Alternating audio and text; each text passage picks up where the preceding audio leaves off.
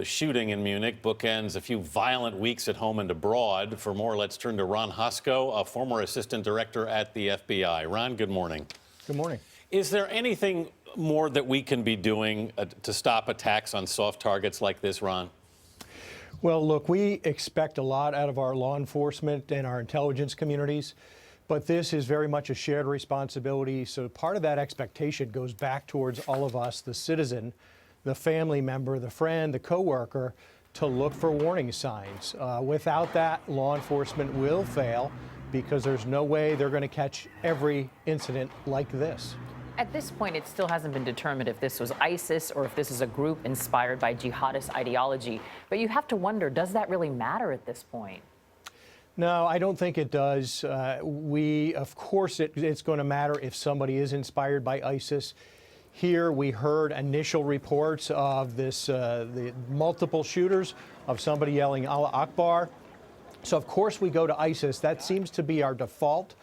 But these incidents are often much more complex. We've seen it domestically here, where mental illness seems to play a large role.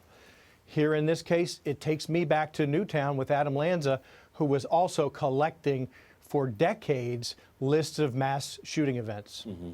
Ron, how do we adjust to this, or how has U.S. law enforcement been adjusting to this kind of incident, or can they? They are learning from each and every one of these incidents. They share intelligence broadly. And one of the things they've learned is not to unduly alarm the public when they don't have sufficient information to focus in a particular area. So the intent is not to raise fear, but to raise awareness so that people are attentive. They're thinking about what their options are if a mass shooting or an active shooter event happens involving them. Run, hide, fight, those words, training for active shooters. But we cannot be everywhere at every time and prevent each and every one of these incidents in a land of soft targets. All right, Ron Hosko in Washington this morning. Thank you. My pleasure.